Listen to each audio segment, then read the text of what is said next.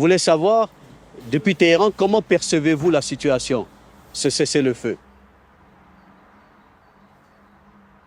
Merci beaucoup de m'avoir invité, Glenn. C'est toujours un immense plaisir de participer à votre émission. Depuis le début du cessez-le-feu, il se prépare à la guerre, littéralement jour et nuit. Et l'idée était que ce n'est pas un espoir, surtout parce que Trump n'est pas du genre à accepter la défaite. Et la guerre de 39 jours ne s'est pas bien déroulée pour les... Ce fut une guerre terrible pour le monde et pour l'humanité. Mais au final, les Iraniens ont remporté. Ainsi, on pensait ici que cela ne serait pas acceptable pour Trump. Et cela ne serait pas non plus toléré par le lobby sioniste, ni par le lobby israélien. C'est en réalité la véritable force qui se cache derrière ce conflit. En se rappelant la lettre de démission de Joe Kent, il affirmait que cette guerre était entièrement liée au lobby sioniste au sein du régime israélien. Il n'y a donc aucune raison de croire que quoi que ce soit ait changé au cours des derniers mois. Il est donc possible que nous ayons. La guerre, nul ne peut l'affirmer avec certitude en Iran, mais il est possible qu'elle éclate ce week-end après la fermeture des marchés, car apparemment tuer des Iraniens lorsque les marchés sont fermés serait préférable, afin que, par malheur, les cours de la bourse ne chutent pas ou autre chose du genre. Cela pourrait bien sûr arriver demain matin ou demain soir. Il se peut que cela n'ait pas lieu ce week-end. Mais selon moi, le vrai problème, c'est que Trump est incapable. Nous l'avons vu plus tôt, lorsque les Iraniens et les Américains avaient conclu un accord à tenter de le saboter en bombardant massivement. Ainsi, les Iraniens ont déclaré que tant que le cessez-le-feu serait violé, fermé par les Iraniens, mais seulement aux navires liés aux adversaires de l'Iran. Ainsi, l'Irak n'a rencontré aucun problème, les Russes, les Chinois et bien sûr les navires iraniens, non. Mais l'accord prévoyait que davantage de navires transiteraient, y compris ceux des Émirats, des Saoudiens, des Koweïtiens, des Bahreïnis et j'ignore lequel j'ai oublié. Mais en tout cas, ces navires supplémentaires devaient passer par là. Et à cause de Netanyahou, cela n'a pas eu lieu. Et Trump s'est rangé du côté de Netanyahou, même si les Pakistanais ont clairement indiqué que le cessez-le-feu incluait le... Mais voici l'essentiel. Lorsque Netanyahou a finalement été contraint d'accepter le cessez-le-feu, même si aujourd'hui il continue de tuer des civils libanais jour et nuit, comme à Gaza, il aurait. Trump choisir la voie de sortie, car les Iraniens, lorsque Netanyahou a accepté ce cessez-le-feu, ont déclaré « D'accord, nous laisserons passer ces navires supplémentaires ». Et Trump, presque aussitôt après, a affirmé que le détroit d'Ormuz était ouvert et qu'il ne serait plus jamais fermé. Les Iraniens l'avaient promis. Et il a dit beaucoup d'absurdités, bien sûr. Mais il a ajouté qu'il maintenait le blocus sur les ports iraniens, le golfe Persique et le détroit d'Ormuz. Il aurait donc pu choisir cette option comme issue. C'était possible, surtout puisque Netanyahou avait fini par accepter le cessez-le-feu, au moins pour quelques heures.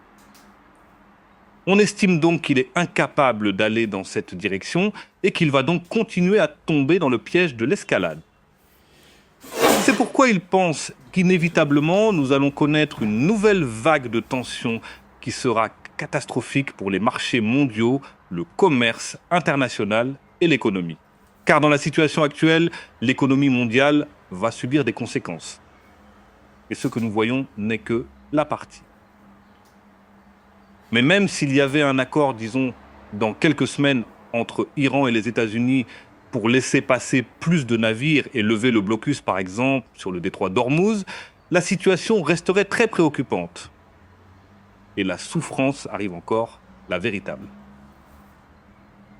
Mais s'il y a une, cela signifiera qu'il y aura non seulement des destructions, surtout si les infrastructures vitales de l'Iran sont visées, mais Iran ripostera contre le régime israélien et les dictatures familiales arabes du golfe Persique. Cela entraînera une baisse importante et durable de la disponibilité du pétrole, du gaz, de l'énergie et des engrais sur les marchés mondiaux, provoquant une dépression économique mondiale qui pourrait durer très longtemps.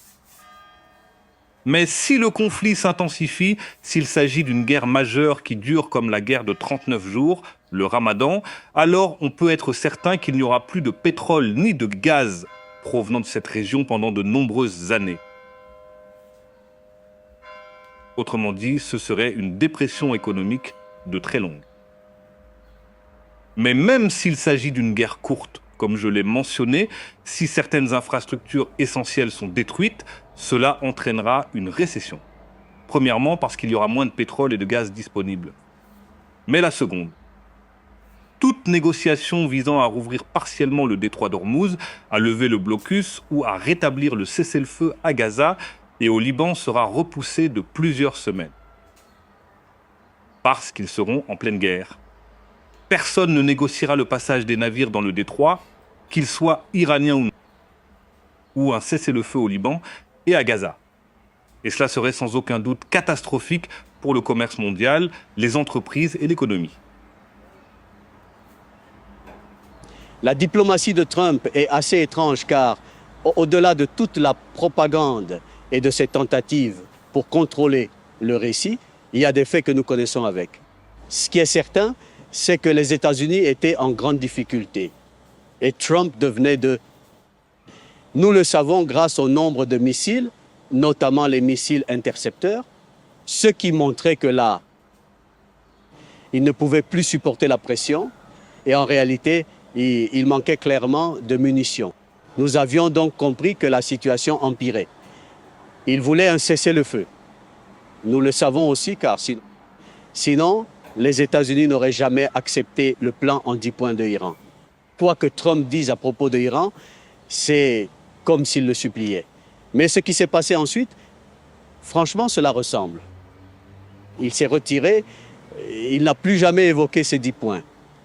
Et maintenant, il propose un cessez-le-feu prolongé, comme s'il faisait une faveur aux Iraniens. Parfois, il arrive à bien contrôler le récit, mais il arrive aussi que cela devienne difficile à croire et la crédibilité disparaît. C'est donc étrange qu'après avoir enfin obtenu le silence des armes, il veuille relancer tout cela, ce qui laisse penser qu'il prépare quelque chose, une nouvelle stratégie pour cette fois. Et selon votre point de vue là-bas, assis à Téhéran, que pensez-vous que les États-Unis feraient différemment si, comme vous le suggérez, ils pouvaient envahir ou attaquer dans les prochains jours, voire... Eh bien, la seule chose qui me vient à l'esprit, c'est qu'ils continueront comme avant, assassiner, bombarder des terroristes, terroriser la population, viser les infrastructures et probablement s'en prendre davantage aux infrastructures critiques, comme il l'a déjà menacé de le faire. Mais le problème, c'est que les Iraniens riposteront. Aujourd'hui, un député iranien très haut placé, membre de la délégation à Islamabad, l'a confirmé. Il a déclaré que si des assassinats ont lieu cette fois-ci, Iran éliminera les dirigeants des régimes arabes du Golfe Persique, c'est-à-dire le Koweït, Bahreïn, les Émirats, le Qatar et l'Arabie Saoudite. Voilà ce qu'il a déclaré. Et selon lui, ils sont complices. Sans eux, cette guerre ne pourrait pas avoir lieu. Donc, s'ils commencent à assassiner nos dirigeants, alors ils détruiront l'heure. J'imagine que cela inclurait aussi la destruction non seulement de leurs infrastructures essentielles, mais aussi de leurs agences de renseignement, de leur ministère de la Défense. Et ainsi oui, Iran portera sa riposte violente à un niveau tout à fait différent. Iran a donc déjà annoncé que toute attaque contre ces infrastructures critiques serait suivie de frappes contre les infrastructures, mais aussi dans notre région. Ce n'est donc pas une situation où les Américains. Et on constate déjà que les Iraniens restent déterminés, la population descend dans la rue. Ils considèrent les États-Unis. Le monde entier voit les États-Unis comme l'agresseur. Je ne vois pas en quoi cela pourrait profiter à. Cela ne fera qu'aggraver sa situation, car au final, Trump devra rendre des comptes aux Américains pour leurs difficultés économiques. Et l'un des aspects troublants que l'on entend souvent aux États-Unis, c'est qu'il existe des personnes sincèrement opposées à la guerre et à la tuerie d'innocents qui se soucient des enfants de minables massacrés par les Américains dès le premier jour. Et il y en a d'autres qui ne s'en soucient pas vraiment, mais qui parlent d'emploi et d'inflation. Comme beaucoup d'élites, ils évoquent les vies américaines et les soldats américains, qui ne sont absolument pas des victimes dans tout cela. Mais quoi qu'il en soit, les voix de ces deux groupes vont se faire entendre de plus en plus fort. Qu'il s'agisse de ceux qui considèrent le régime des États-Unis, comme ils le soulignent, comme un régime agressif et barbare, agissant pour le sionisme, est un régime génocidaire, ou de ceux qui affirment que cela détruit leur subsistance, que leurs fermes vont faire faillite, que leurs entreprises vont être ruinées, que des vies américaines seront perdues et que les États-Unis. L'économie va en pâtir et le déficit va s'aggraver. Ces deux forces, bien qu'elles n'aient aucun lien entre elles, l'une étant morale et l'autre purement égoïste. Mais elles vont faire payer un prix énorme à Trump à cause de la guerre. Ce n'est pas une situation où il peut gagner. Je ne pense même pas que le régime israélien puisse l'emporter. Ce n'est pas parce qu'après 2 ans et demi, on a vu ce qu'il est advenu de son image. Partout dans le monde, il est détesté. Les gens observent maintenant ce qui se passe haut. Même si les médias occidentaux n'en parlent pas, que les journalistes occidentaux restent silencieux ou déforment la réalité en présentant cela comme des cibles du Hezbollah et en ignorant Gaza, les gens du monde entier voient quand même ces images sur des réseaux sociaux très censurés. Les informations continuent de circuler, mais en plus, à mesure que la vie personnelle, les gens deviennent bien plus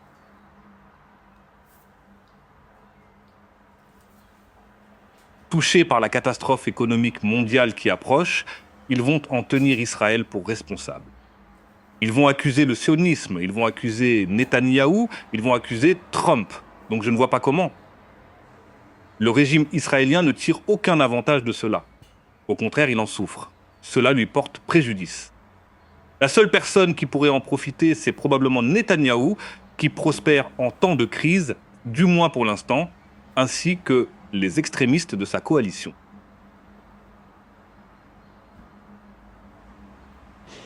Eh bien, avec la réaction habituelle de l'Iran, ce qui a été marquant dans cette guerre de 39 jours, c'est ce jeu de riposte. En fait, ils ont réussi à suivre les Américains à chaque étape de l'escalade, refusant ainsi cet avantage aux États-Unis, ce qui est crucial. Mais ce qui retient l'attention, ce sont les assassinats de dirigeants iraniens. On n'a jamais vu l'Iran répondre de là. Il y a aussi des attaques contre les sites nucléaires iraniens.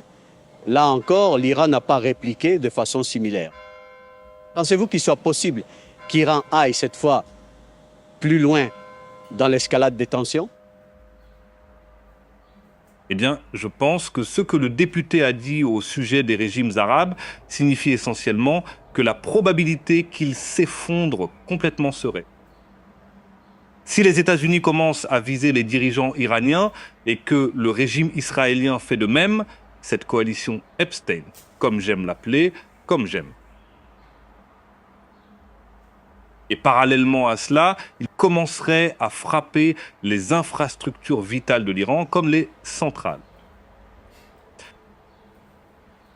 Ces dirigeants arabes et leurs élites proches seraient eux aussi visés, et ensuite, leurs infrastructures essentielles seraient attaquées. Et cela surviendra à un moment, et je pense que c'est vraiment essentiel, où nous, proche de la saison chaude dans la région du Golfe Persique et sur la péninsule. Le mois de mai marque donc une période de transition.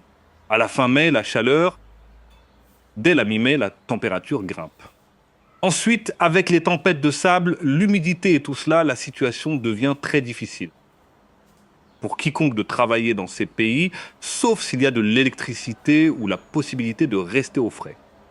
S'ils perdent leur centrale électrique, ce sera très compliqué pour les, 50 000, 60 000. Je ne sais pas combien de soldats américains sont présents actuellement, car ils en ont amené beaucoup. Ils disposent d'équipements pour des attaques au sol. Il se pourrait donc qu'il y ait aussi des soldats supplémentaires. Mais pour les dizaines de milliers de militaires américains, ce n'est pas idéal pour le moral, et cela concerne aussi, imaginons que leurs dirigeants, rois et princes, soient visés, qu'ils perdent l'électricité, et que la chaleur ainsi que l'humidité atteignent des niveaux extrêmes. Je pense que ce serait catastrophique, non seulement pour les marchés mondiaux du pétrole et du gaz, mais aussi pour la vie dans ces pays. Et les Iraniens les ont avertis. En réalité, les Iraniens ne cherchent pas à viser qui que ce soit. Ils sont en fait bien plus humains que leurs adversaires. Lorsqu'ils ont tiré des missiles sur le régime israélien, ils n'ont pas visé les écoles ni les... Et lorsqu'ils ont fait de même contre ces régimes arabes, ils n'ont pas non plus ciblé les. Iran compte environ 3400 marcheurs. Les 5 régimes arabes visés, les actifs américains touchés, les bases américaines frappées, ainsi que des cibles de représailles et des infrastructures liées à l'Occident ont été. Au total, malgré tous les dégâts dans ces 5 pays, seulement quelques personnes ont perdu la vie. Environ 10 à 20 personnes sont mortes, quelque chose comme ça.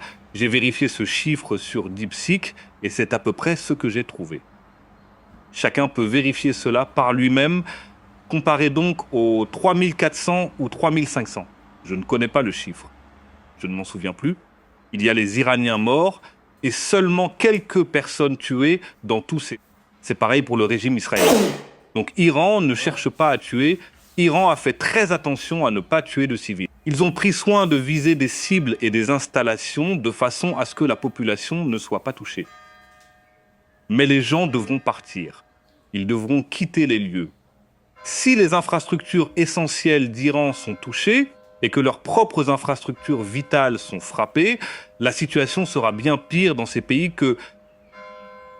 Et en ce moment à Téhéran, vous connaissez Téhéran et les montagnes, nous avons de la neige. On voit la neige au-dessus. Ce serait difficile s'ils commencent à viser, les gens sont visés, cela entraînerait l'effondrement de chacun de ces régimes. Je ne pense pas que les États-Unis réfléchissent vraiment à tout cela. Peut-être qu'avec leur arrogance, ils se disent qu'ils n'ont qu'à frapper et que tout s'effondrera comme avant la guerre de 12 jours et celle de 39 jours. Cependant, je pense toujours que cet exceptionnalisme qu'ils revendiquent, ainsi que les idées de supériorité ethnique sioniste, leur donnent peut-être l'illusion que, cette fois, ils réussiront à provoquer l'effondrement du régime, comme ils le. Je voudrais simplement revenir un instant sur la possibilité d'une attaque des... Nous pouvons donc imaginer ce qu'ils pourraient envisager. Mais qu'est-ce qui vous fait penser qu'une attaque serait? Avez-vous observé des changements notables dans les effectifs militaires? Quel type d'armement? Et également, que savons-nous concernant la localisation de ces troupes, notamment sur leurs objectifs potentiels? Vont-ils envahir certaines îles dans le détroit d'Ormuz? Comptent-ils s'attaquer au Yémen? Évidemment, vu le nombre de soldats, il ne peut pas s'agir d'une invasion totale, comme celle menée contre l'Irak. Mais il y a sûrement autre chose, une opération plus réduite et limitée, je suppose.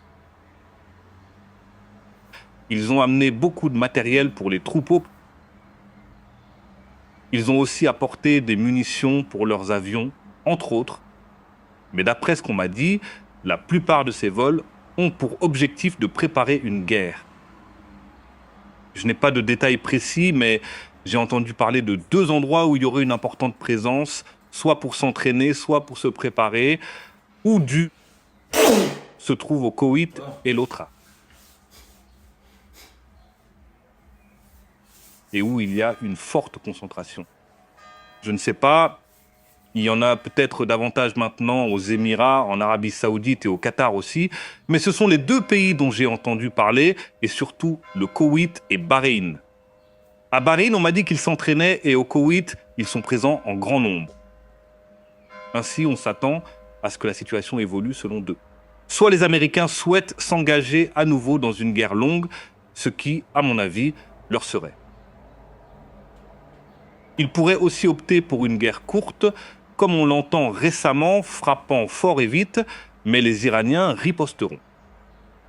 Il pourrait également y avoir, et il y aura probablement, une offensive terrestre, ainsi que des attaques en profondeur sur le territoire iranien, comme la tentative près.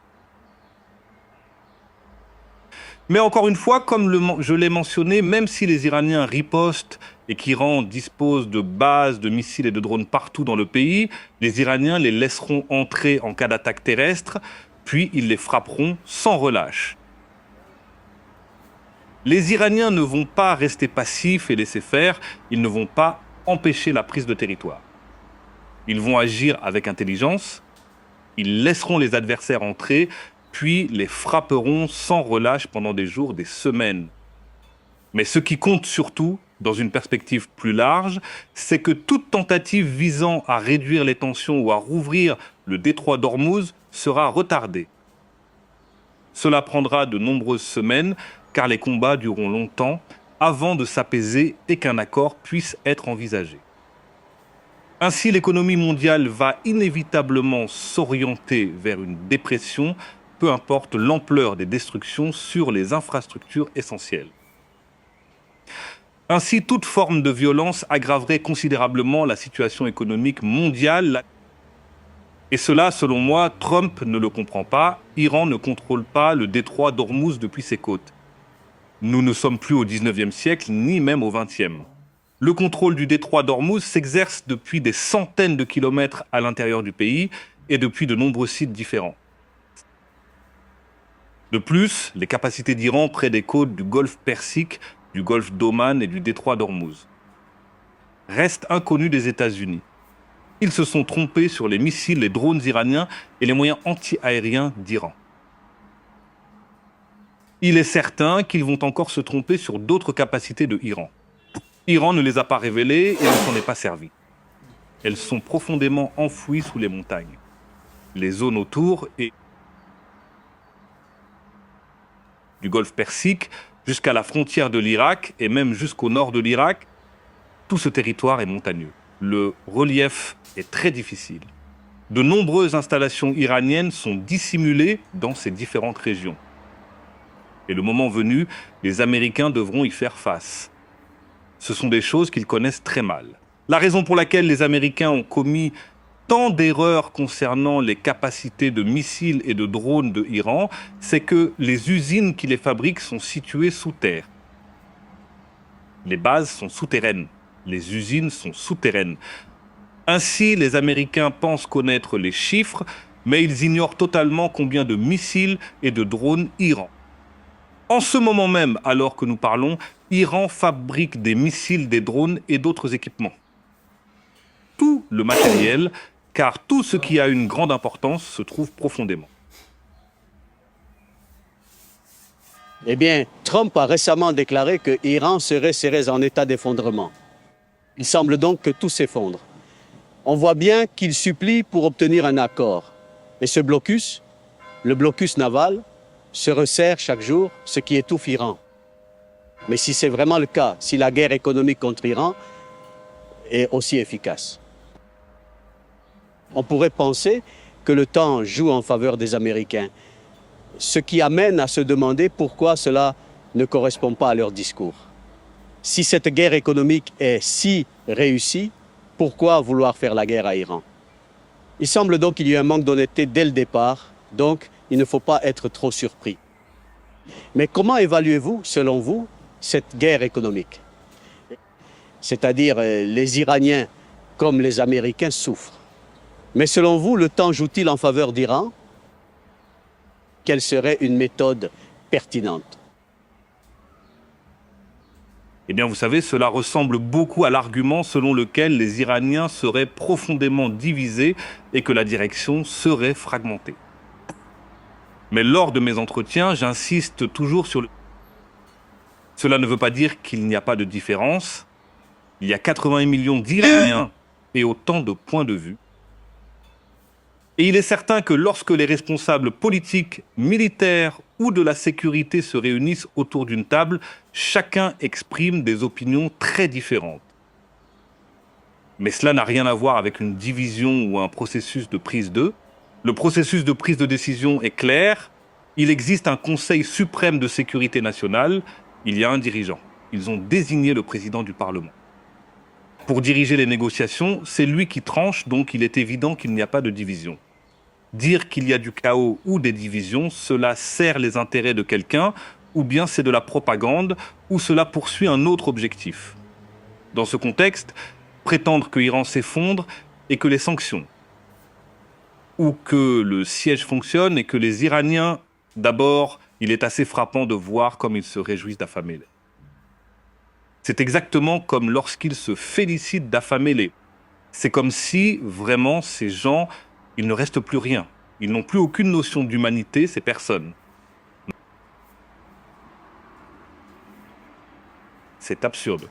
L'économie souffre-t-elle? Bien sûr, ils ont bombardé des usines pharmaceutiques. Ils ont frappé de nombreuses usines différentes. Ils ont détruit des... Et quand ils empêchent les navires d'entrer ou de sortir des ports iraniens, cela a forcément un impact, c'est évident. Mais nous sommes en guerre. Et comme pendant la guerre de 39 jours et celle de 12 jours. Les Iraniens ont remporté la guerre non pas parce qu'ils n'ont pas souffert, mais parce qu'ils ont su. Et ils ont supporté la douleur davantage que les Américains. C'est pourquoi, comme vous l'avez mentionné plus tôt, Trump a accepté le plan en 10 points de l'Iran comme base de négociation, car il avait besoin d'un... Alors qu'au début du conflit, il affirmait qu'Iran devait accepter une reddition sans condition. C'était pareil lors de la guerre de 12. Il l'a répété à ce moment-là aussi. Donc bien sûr, l'Iran va souffrir et les Iraniens ordinaires seront confrontés. Mais c'est la guerre. Et de l'autre côté, il ne cesse de parler du blocus et de son efficacité. En réalité, ce blocus aggrave le conflit. Les dégâts causés à l'économie mondiale sont énormes à cause du très faible nombre de navires qui traversent le... Aujourd'hui, encore moins de navires qu'avant passent par le détroit d'Ormuz. L'économie mondiale va donc subir une catastrophe encore plus rapidement. Et une erreur majeure qu'ils ont commise, Glenn, c'est que les Iraniens, dès le début du conflit, ils s'attendaient à un blocus des ports iraniens, ils s'y sont préparés et appliquent évidemment ces plans pour limiter les dégâts. Les routes commerciales passent par des pays voisins comme l'Afghanistan, le Pakistan, le Turkménistan, puis rejoignent l'Asie centrale, la mer Caspienne vers la Russie, le Kazakhstan. L'Iran possède de nombreuses frontières, notamment avec... Mais malgré tout, les Iraniens pensaient que les Américains allaient imposer un blocus sur les ports au moment où ils ont lancé leur offensive conjointe avec le régime israélien. Ainsi, le détroit de Port-Ormuz a été presque fermé pendant 1 mois et demi. Et Iran vendait son pétrole à des prix très élevés, ainsi que ses produits pétrochimiques au début, avant que leur usine pétrochimique ne soit visée, mais toujours à des... Ce n'est que bien plus tard qu'ils ont commencé à mettre en place ce blocus sur les ports. Donc Iran a une longueur d'avance sur eux, et en plus, Iran a vendu, je ne connais pas le chiffre exact, mais entre 150 et 200 millions de barils de pétrole en mer. D'après ce que j'entends, c'est presque terminé. Et ils disposent de tout cet argent, et ils ont vendu ce pétrole à des prix extrêmement élevés. Avant, ils ne pouvaient pas vendre ce pétrole, il restait en mer. Maintenant, ils ont tout vendu à des prix très élevés et ils ont récupéré cet argent. Cela représente une somme considérable. Et en période de guerre, les dépenses diminuent car la priorité est donnée à... Les Iraniens disposent donc d'un avantage évident et l'économie iranienne subit déjà un siège de puits. Tout ce discours sur les puits de pétrole n'est que de la propagande. Les exportations pétrolières de l'Iran ont été stoppées sous Trump. Vous vous souvenez aussi bien que moi que Trump a rétabli la pression maximale. Nous n'exportions presque plus de pétrole, sauf de très... Et la majeure partie de cela était une dette envers la Chine pour un projet ou une opération Kills. L'Iran les remboursait en pétrole, environ 100 000 barils par jour. C'était très peu. L'Iran n'exportait pas vraiment cela. Donc, l'Iran sait gérer ses puits de pétrole. Ce n'est pas comme les régimes arabes de l'autre côté du Golfe Persique qui n'ont jamais connu de sanctions. Toute l'économie iranienne s'est développée dans un contexte de sanctions. Je ne dis pas qu'elle est à l'abri des sanctions, mais elle y résiste plus facilement. Elle se maintient bien mieux que d'autres pays qui vont maintenant traverser une crise, car eux n'ont jamais eu à subir de sanctions. Et soudain, ils vont se retrouver face à une catastrophe à cause de Trump et Netanyahou, sans savoir comment y faire face. Le siège contre l'Iran a donc commencé tard. L'Iran a vendu beaucoup de pétrole à un prix. Et l'économie de l'Iran vit sous embargo et sous sanctions depuis des décennies. Et les adversaires de l'Iran, eux, n'ont aucune de ces. Quand j'entends parler d'une nouvelle vague d'attaques américaines contre l'Iran et de plans pour une guerre courte, j'ai l'impression qu'ils refont la même. Pourquoi reprendre ce chemin une nouvelle fois? Si j'étais celui qui conseille, je dirais que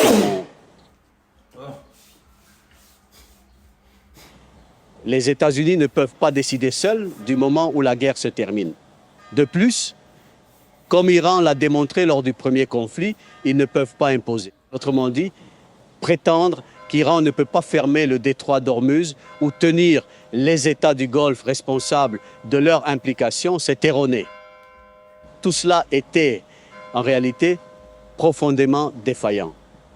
C'est pourquoi je me demande quelle surprise les Iraniens pourraient réserver, car, encore une fois, nous sommes. Il paraît presque évident que le Yémen pourrait bloquer la mer Rouge. Il n'est pas impossible qu'un jour, l'Irak entreprenne une action contre eux. Les États du Golfe pourraient perdre leurs usines de dessalement et l'heure.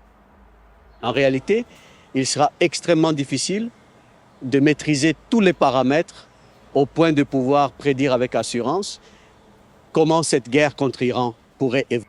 C'est probablement pour cela qu'il est si difficile de comprendre, après être sorti du conflit et obtenu le cessez-le-feu, comment on peut soutenir ce récit selon lequel ce sont les Iraniens qui seraient venus vers Trump, alors que toutes les preuves semblent. En revenant sur ce sujet, cela ressemble à une catastrophe. Mais j'aurais juste une. Quelle surprise les Iraniens pourraient-ils réserver? Je ne dis pas que les gouvernements vous soufflent à l'oreille ou vous révèlent leurs intentions. Mais vous êtes à Téhéran, vous avez une idée générale des options qui s'offrent à eux. Et puis, l'Iran a des alliés qui agissent de façon autonome. Alors, à quoi vous? Eh bien, tout comme le Hezbollah s'est révélé bien plus puissant que ce que l'Occident anticipait, comme nous l'avons déjà évoqué. On disait que le Hezbollah était fini. L'Occident a en quelque sorte pris le contrôle de la Syrie via Al-Qaïda et ISIS. Il existe désormais un groupe soutenu par les États-Unis. Ils ont imposé des dirigeants à Beyrouth, le Premier ministre et le... Ensuite, il y avait le régime israélien. On pensait que Hezbollah était terminé. Mais aujourd'hui, on constate que Hezbollah frappe durement le régime israélien et il est question que certains soldats soient retirés du sud du Liban en raison de leur vulnérabilité. Imaginez si ces capacités existaient en Irak ou au Yémen. Je parle de troupes terrestres capables de franchir les frontières et de causer des dégâts. C'est une chose à laquelle je pense. Ensuite, lorsque les Iraniens recommenceront à frapper le régime israélien, le régime ne dispose clairement pas du nombre de missiles solaires ni de la capacité de défense aérienne nécessaire pour répondre à ces. Les dernières semaines n'ont pas suffi à combler le déficit en équipement. Donc, si Iran poursuit, il pourrait rapidement commencer à frapper des cibles à l'intérieur du régime israélien, sans rencontrer de grandes.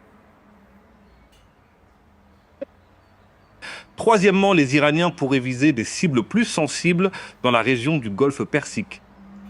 Cela pourrait désormais inclure les navires. S'ils commencent à viser les navires dans le Golfe Persique, ils pourraient aussi s'en prendre aux infrastructures essentielles qui n'ont pas encore été. Je crois que le commandant des missiles d'Iran a... Vous savez, il ne faut pas compter sur le pétrole du Golfe Persique pendant de nombreuses années. Donc, cela pourrait arriver. Mais aussi, je pense, et là je spécule, j'ai entendu, mais je ne sais plus, je ne me souviens pas qui me l'a dit, je crois que c'était il y a quelque temps, pendant la guerre précédente, au début, Comme je l'ai dit, je ne me rappelle plus qui me l'a dit, mais il me semble que c'était une source crédible. Cette personne affirmait que les Iraniens ont la capacité de couler des... Cependant, ils ne le font pas, car il faudrait que le niveau d'escalade soit plus élevé pour que l'Iran agisse ainsi. Comme vous le savez, et tout le monde le sait, l'Iran n'a pas déclenché cette guerre. L'Iran n'a initié aucune phase d'escalade, ni contre le régime israélien, ni contre les États-Unis. Que ce soit contre les groupes soutenus par les États-Unis dans la région ou contre. Un bon exemple, c'est lorsqu'ils ont bombardé des installations gazières dans le champ de South Pars, puis Iran a frappé le Qatar, les Émirats et un autre endroit dont je ne me souviens plus, et ensuite Trump a publié sur Truth Social qu'il n'était pas au courant, que les Israéliens ne... Et ils ont frappé très fort. Donc Iran ne prend jamais l'initiative de... Comme je l'ai mentionné plus tôt, Iran veille à éviter les pertes humaines. Les chiffres le confirment. N'importe qui peut faire des recherches et le vérifier. Mais si les Américains s'attaquent maintenant à des infrastructures iraniennes cruciales, ce serait, selon moi, un niveau d'escalade. Ensuite, je pense que si Iran possède réellement ses capacités pour frapper plus profondément qu'actuellement, alors Iran commencerait à couler des navires américains. Des navires. Et des responsables iraniens de haut rang ont déjà déclaré publiquement que cette option est. Il existe donc de nombreuses actions. Mais il faut aussi se rappeler ce que nous avons évoqué plus tôt. Les Iraniens ont affirmé que si des assassinats étaient commis, alors les dirigeants de ces régimes, un membre de la délégation qui nous accompagnait à Islamabad, un député influent, l'a dit, une personnalité très connue, et il l'a affirmé avec. Il l'a présenté comme un fait, non comme une opinion. Iran éliminera ces régimes, ces dirigeants, car ils participent à l'effort de guerre contre l'Iran. Car sans ces 5 régimes arabes et la Jordanie, les États-Unis ne peuvent pas mener de guerre contre l'Iran. C'est tout simplement impossible. Sur le plan logistique, ce n'est pas faisable. L'Iran dispose donc de nombreuses. Encore une fois, les États-Unis ont acheminé beaucoup d'armes dans la région, mais l'Iran s'est préparé pendant tout ce temps. Et pour l'Iran, ce n'est pas si compliqué. C'est son propre territoire. L'Iran se prépare à cette guerre depuis 2 ou 3 décennies. Voilà où nous en sommes. Nous n'étions pas obligés d'en arriver là. J'en ai déjà parlé dans votre émission, le livre Leverage, Going to Tehran. Je recommande à tous vos téléspectateurs. Ils abordent de nombreux mensonges et idées reçues que les médias occidentaux, les instituts de réflexion et le monde académique occidental répètent sur l'Iran depuis des... Ils soulignent aussi que si les États-Unis ne cherchent pas à se rapprocher, la situation évoluera dans cette direction. Lorsqu'ils ont publié ce livre, ils ont été attaqués, diabolisés et mis à l'écart. Pourtant, tout ce qu'ils ont affirmé s'est révélé exact. Aujourd'hui, nous faisons face à une crise. La vie de chacun sera inévitablement bouleversée, l'impact sera considérable. Et si nous continuons à monter dans l'escalade, je pense que la catastrophe dépassera tout ce qu'on peut imaginer. Permettez-moi de poser une dernière question. La rencontre entre Poutine et Araghchi, le ministre des Affaires étrangères de l'Iran, a eu lieu avec le président. Cet événement a beaucoup fait parler. Apparemment, cela n'a pas du tout plu à Trump, ce qui a provoqué un appel téléphonique tendu de 90 minutes entre Trump et Poutine. Quelle est, selon vous, la portée de cela? Car lorsqu'on observe le grand échiquier eurasien, on considère toujours ces 3 puissances, à savoir Russie, Chine et Iran, qui se rapprochent. Bien sûr, si l'on ajoute l'Inde à l'équation, cela devient le pire cauchemar de Kissinger. Alors comment peut-on interpréter ce qui s'est passé ou que sait-on vraiment de ce qui s'est? Je pense que beaucoup d'Indiens ont... Avant de répondre à la première partie de la question, il faut dire que de nombreux Indiens réalisent que leurs difficultés économiques, qui sont importantes, persistent. Même si l'Iran a permis à plusieurs navires indiens, pakistanais et bangladais de passer, bien qu'ils appartiennent à des régimes du Golfe Persique impliqués dans la guerre. La souffrance des Indiens est causée par les États-Unis et le régime israélien, et ils en prennent de plus en plus conscience. Cela pourrait donc avoir un impact important dans les mois et années à venir sur la façon dont ils traiteront avec. Cependant, la rencontre avec le président Poutine semble s'être. Et le président Poutine a exprimé de nombreux éloges envers le peuple iranien. Cela me rappelle d'ailleurs un ouvrage écrit par l'un de...